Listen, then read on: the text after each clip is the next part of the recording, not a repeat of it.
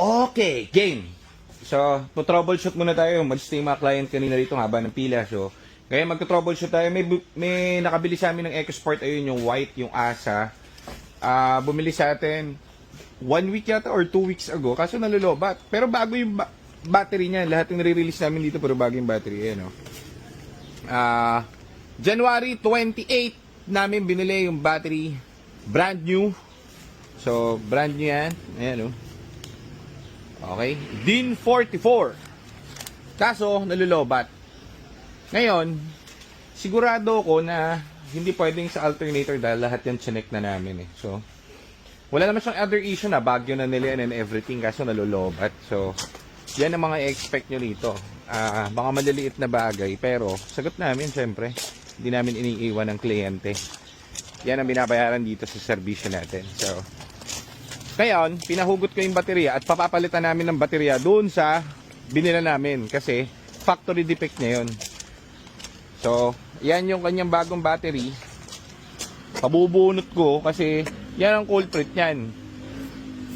Ayaw kumarga niyan, hindi pwedeng alternator kasi check out namin yung OVD scan. Binasahan namin ng OVD to, ng live data. Maganda yung palo ng kanyang alternator kaya eto ang nagiging faulty kahit na bago. Marami na kaming ganung issue na pinalitan namin yung bago yung battery nila. Siguro sa 10 merong isa.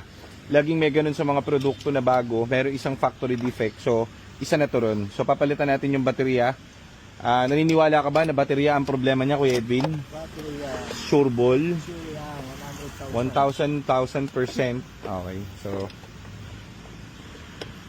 di ba guys? So, used car yan, pero alam nyo naman dito, hindi ka na mahirapan, hindi mo na kailangan pumunta sa kung saan sang mekaniko, hindi mo na kailangan pumunta kung saan pa, dahil andito na kami, wala ka nang iisipin pa.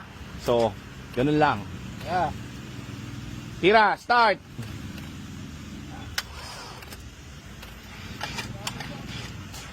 Teka.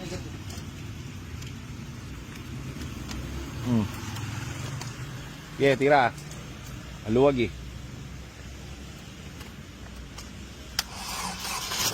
One click. Nakita mo, Kuya Edwin. One click. So, ang nagiging problem nito is ito. Ngayon, hindi kasi namin pinaghihinalaan yung battery kasi brand nyo nga. Kaso nga, kita nyo naman, ilang araw pa lang yung battery niya. Bakit siya magkakaganon?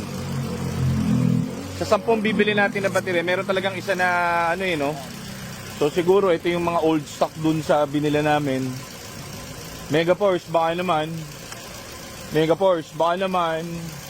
So para malaman nyo rin nang hindi gumagamit ng OBD kung sira yung alternator or yung battery ang sira, ganito gagawin nyo. Di ba nakabukas yung engine? O try mo hugutin sa yung papakita natin sa kanila para meron silang idea.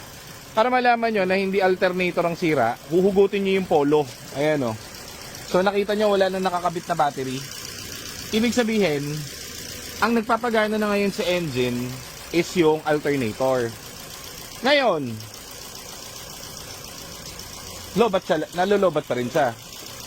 Kaso nga, kami kasi pag nagbabacktrack kami dito, may record kami ng lahat ng pinagsasalpak dito sa kotse. Lahat dyan, cooling system, puro bago yan, sparkling new. Timing belt, drive belt, lahat kompleto. Eto nga, paano mo siya paghihinalaan bago.